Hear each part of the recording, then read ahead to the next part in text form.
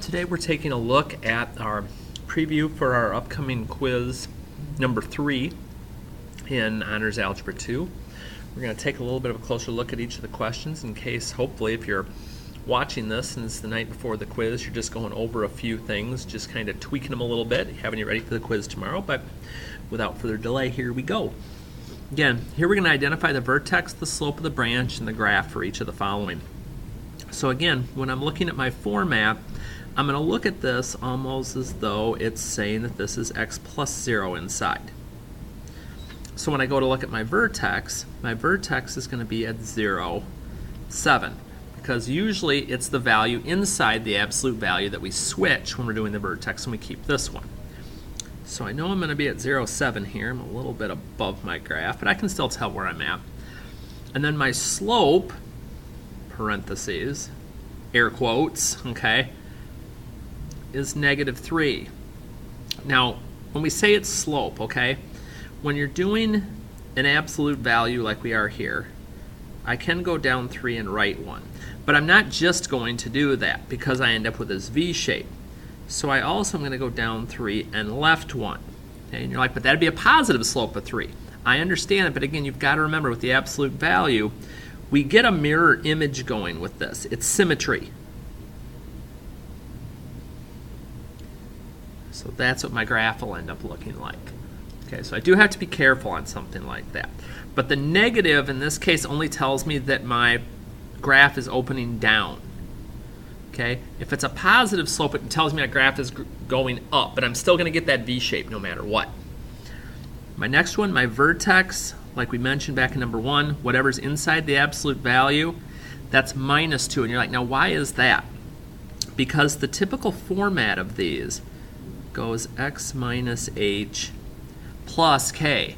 I'm subtracting whatever this value is. So if I were to minus -2, that's what plus 2 is. That's where it comes from. And then my value on the end is just what I have. So at -2, -3. And then my slope, if I don't see a number in front of my absolute value, is just 1. But again, I'm going to go up 1 over 1 in each direction. Because again, I'm looking for that V shape, I'm looking for that symmetry, and the slope being positive tells me it opens up. Last one, vertex again. Switch the sign there because of the minus. My slope is 2/3. Now, is that going to open up or down before we even start? It's going to open up because it's positive. So 3, -1. Then up 2 and right 3. And you'll notice this graph is going to be a little bit wider, and that's because of our fractional, our value of less than 1. Their slope, so we get that opened up. And that one's set. Okay.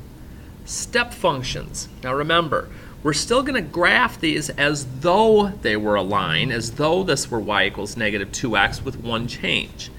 If I were just graphing the line y equals -2x, put a dot here at 0 because that's where my intercept would be. And then I'd go down 2 and right 1, down 2 and right 1. Or if I wanted to keep making dots, I could do a double opposite. Instead of down and right, I could go up and left. And I can do that a few more times. But then here's why it's called a step function. You're not going to draw a line through here. Okay? We're going to draw steps. And the steps in this case are going to be 1 unit long each, because here's how a step works. You're going along with your value, and this hole is kind of like falling in a hole, and you're like, ah, and then you run into this next dot, which catches you. And then you go along to the next one, ah, oh, that dot catches me. And you're going to keep doing that until you run out of dot space, and then we'd be done with that one, okay? But just keep remembering, they're going to look like steps, like you could be walking up or down them. Same thing on number 5. I'm going to start at my intercept at 1.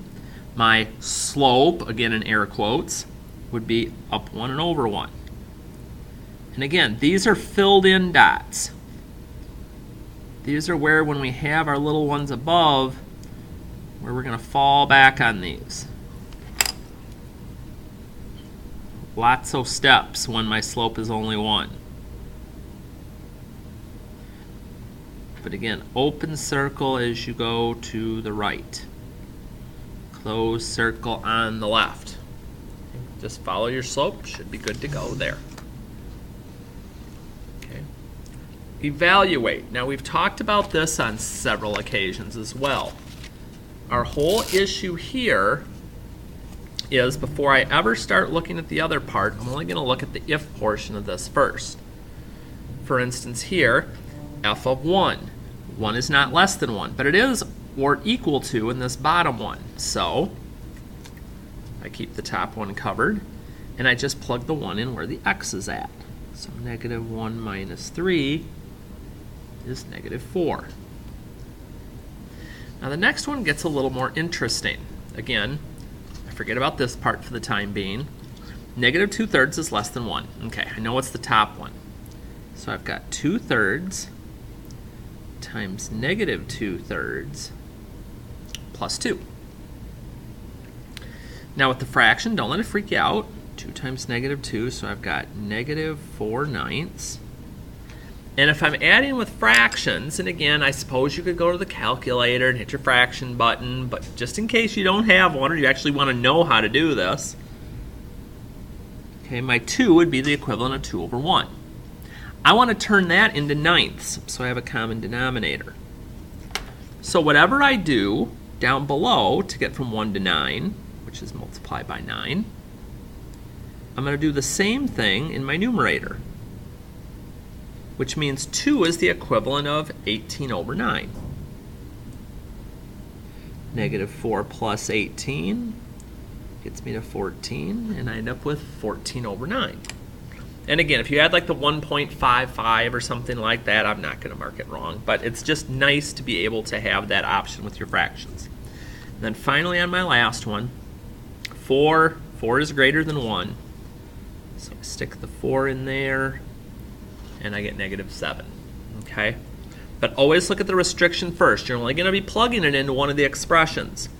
So be careful, be careful. And then one of our favorites, piecewise. Now, I'm going to keep harping on this with piecewise. This restriction means my line, when it gets done, has to start at that value. So here's what I mean. If I were to graph the line negative 2x plus 4, okay, I plot my intercept at 4. I'm going to zoom in a little on this one to make it a little easier to see. And then my slope's negative 2, so I'd go down 2 and right 1. Down 2 and right 1. And you're like, why are you making so many dots? You could already draw the line by now. But my idea is I'm giving myself dots because I have to find where my line starts at the restriction. In other words, I'm going to go to where x equals 2. Okay, here's where x equals 2. And my dot happens to be right on the line this time. Now that won't happen every time. But in this case, I'll put a big old colored in dot because it's or equal to, which tells me my dot's going to be closed. And then it says x is less than or equal to 2. Well, my values of x get less as I go to the left. So any dots I've drawn for this line that are to the left of this colored in one are the ones that I'm going to use and connect. The other ones I don't want.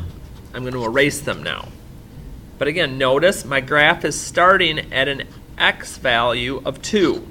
Not at the y-intercept, not wherever I want it, here. And my other point is going to do the exact same thing for my second line. Just the same way, I go like I'm going to just graph it. So negative 2, then down 1, right 2, down 1, right 2, down 1, and right 2. All right, I think that's going to be enough.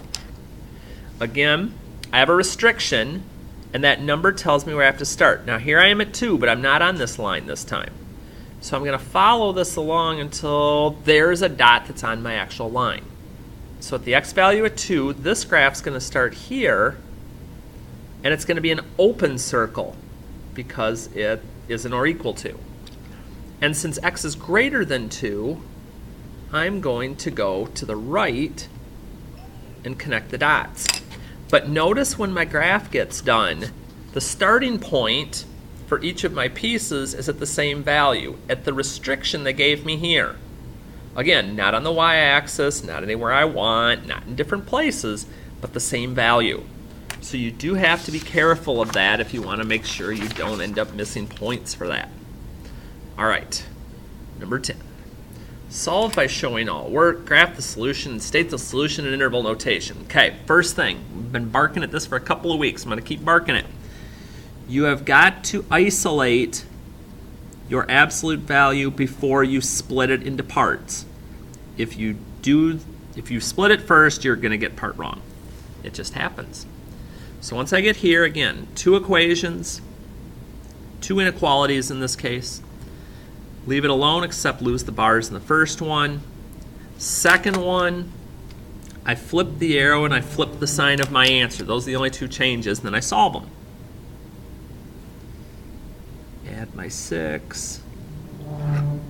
And again, we're going to have good number sense.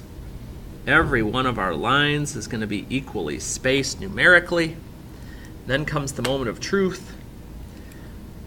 I look at this and I say, wait a minute. Arrow's pointing at the inequality. That's an and. Well, what's that tell me?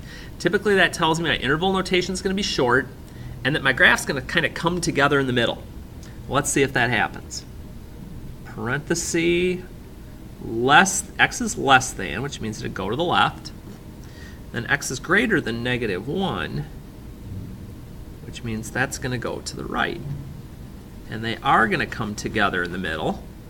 And again, my interval notation is always least to greatest, or my smallest value to my greatest.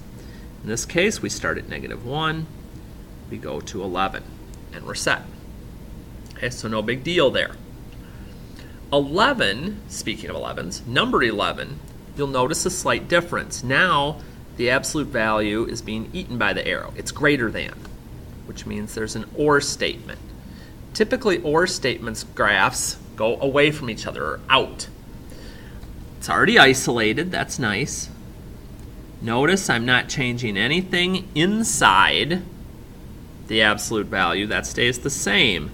The only thing that's going to change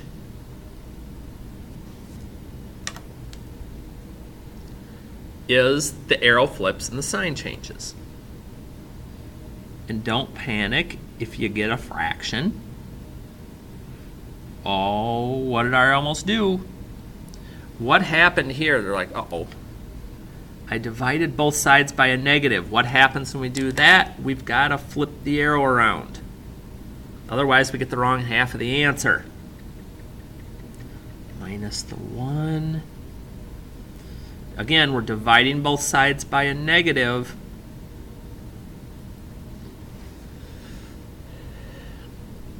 So I have a general idea of what my graph's going to look like.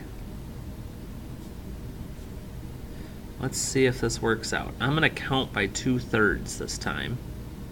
Again, and if you wanted to count by whole numbers and just have your brackets in this case be between values, that's okay.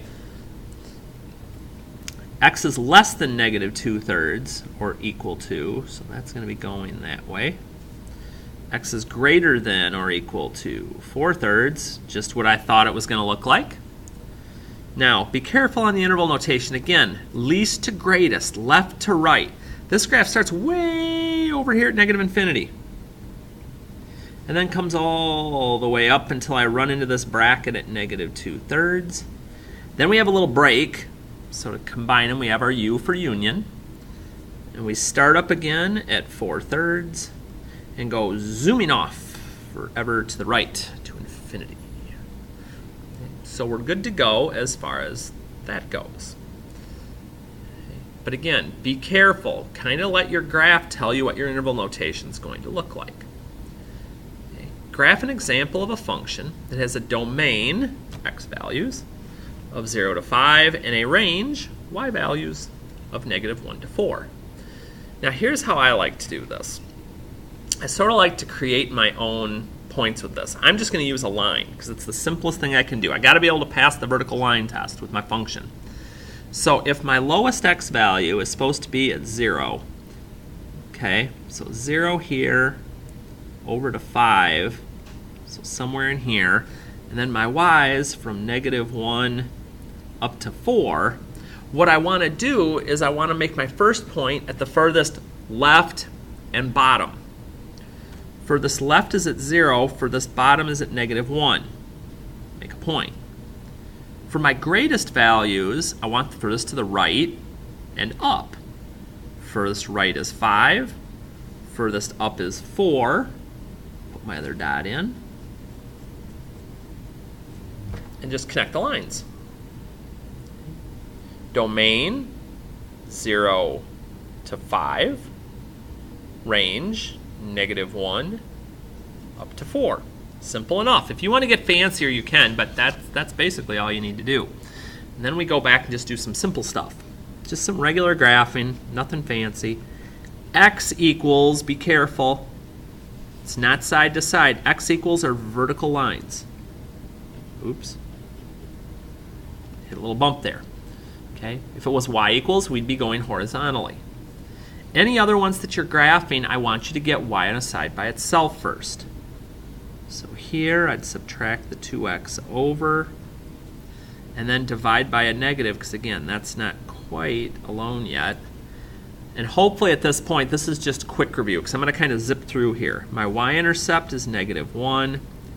My slope is 2 over 1. Always make at least 3 dots, because if for some reason you mess up on the second one, when you make the third one, you'll be like, wait a minute, something ain't working here.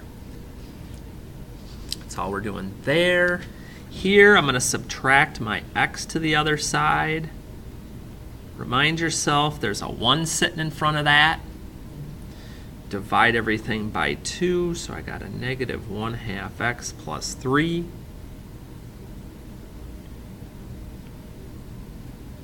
There's my y-intercept.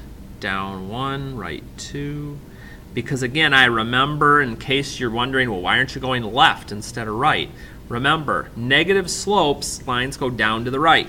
So that's kind of my double check that I'm doing things correctly here, and that's in pretty good shape. Almost to the end here.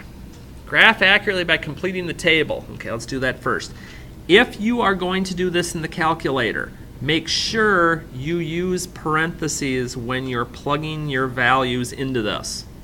Because otherwise, you're going to get weird answers out. So like here, -2 squared would be 4. 4 times 2 is 8. 8 minus 4 is 4. And I'm going to get the same for 2 and -2, because when you square it, it'll become positive. Okay, -1 squared is 1. 2 times 1 would be 2. Minus 4 is -2. And 0, I always like 0 because it's fast, is -4. So let's see. 0, -4. -2's there. And 4's there. And we should get a parabola, or big U-shaped graph. And we do. My domain is from left to right. Now again, these arrows mean this is going to keep going up and out forever and ever and ever. Up and out forever and ever and ever. Which means if it goes forever and ever and ever, it goes to infinity, negative to positive. My range, again, is the bottom of my graph to the top. Well, it doesn't go down forever. It stops down here at -4. So I'll use that. But it goes up and up, up, up, up, up, up, up forever. And we're good. Okay. Is it a function? Remember, when you're trying to figure out if it's a function, you're using the vertical line test. You're going through and you're saying, okay, is there any point in my graph where my vertical line goes through the graph itself more than one time? And I don't see that to be the case here. So this looks to be a function. Okay, that's the vertical line test. 1-to-1 is when I use the horizontal line test. And if I see my graph going at across more than one point, and here I see 2, that's going to be a no. And that's how I'm trying to test those out. Now finally, our circles that we just got done with here recently. Okay, when I'm graphing, I need a center and I need a radius. To get my center, I do opposites of what I see here, because my standard form of a circle is x minus h squared plus y minus k squared equals r squared, where hk is my center. Well, if HK is my center, this minus means it's the opposite. So when I see it in its standard form, if I just want the center, I have to take the opposites of both of those. So my center is going to be at negative 2, 3. But then my radius is normally radius squared. So if my radius squared is 9, my radius will be 3, which means I go out 3 from the center in every direction I can, and then I'm looking again. I'm looking to make something that looks close to a circle. As long as it doesn't look like a square, it's okay. Okay, mine's not even perfect, as you can see.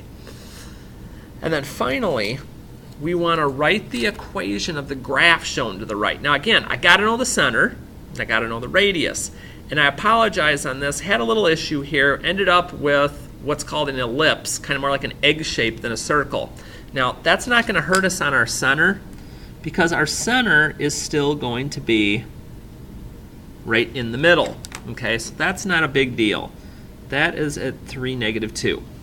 However, depending on how you decided to do your radius, might change your answer a little bit. So here's what we're going to do. For our first one, again, I'm taking the opposite, because it's x minus my h value. So x minus 3 squared. Change my minus 2 to a positive. But here comes the radius. If you just went to the edge, you'd notice the radius was 3. So this would be 3 squared, or 9. But some of you may have said, well, wait a minute, I didn't go that way. Instead, I went up and down to get to the edge, and it was 1, 2, 3, 4. So now what? Well, like I said, kind of made a boo-boo here. The first part will be the same. My center's still the same. But if your radius happened to be 4, then you'd write 16. This will not happen with normal circles around the quiz or anything like that. But this can happen occasionally when we're having a little tweak in a worksheet. So, everything that's on the quiz you see right here. Same number of questions, same types of questions.